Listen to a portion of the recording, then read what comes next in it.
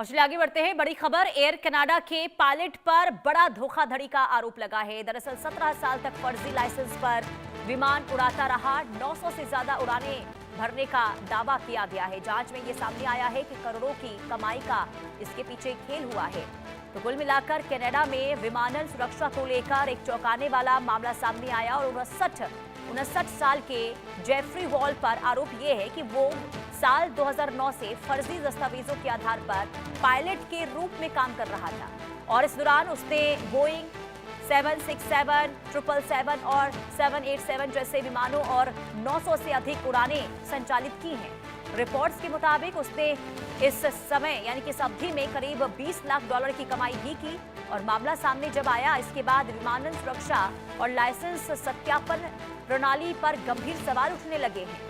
संबंधित एजेंसियां पूरी प्रकरण की इस वक्त जांच में जुटी हुई है, लेकिन सवाल यहां पर ये कि आखिर इतने लंबे समय से अगर ये विमान उड़ा रहा था तो क्या किसी को इस बारे में पता नहीं चला कि सीधे तौर पर सुरक्षा के साथ खिलवाड़ है।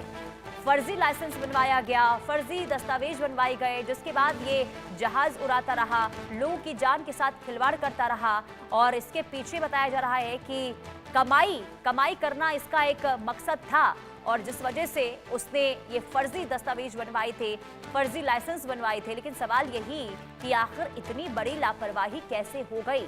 क्या इस ओर ध्यान कभी नहीं गया और आखिर कैसे ये फर्जी दस्तावेज बनाकर विमान उड़ाता रहा? क्योंकि एक स्तर पर ये चूक नहीं है बल्कि कई स्तर पर लापरवाही हुई है।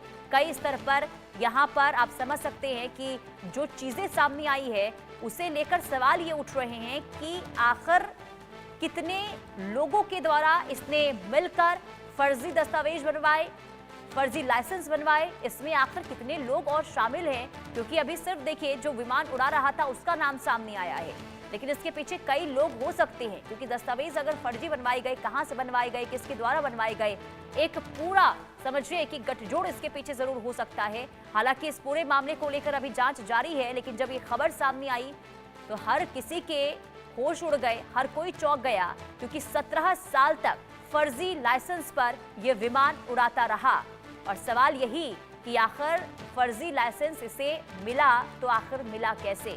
लेकिन यहाँ पर जो व्यवस्थाएं हैं उसकी भी लापरवाही जरूर देखने को मिली है। लापरवाही हर स्तर पर हुई है और इसकी जांच अब जारी है कि आखिर जो संबंधित एजेंसियां हैं वो चूक कैसे कर बैठी, आखिर इतनी बड़ी लापरवाही कैसे हो गई।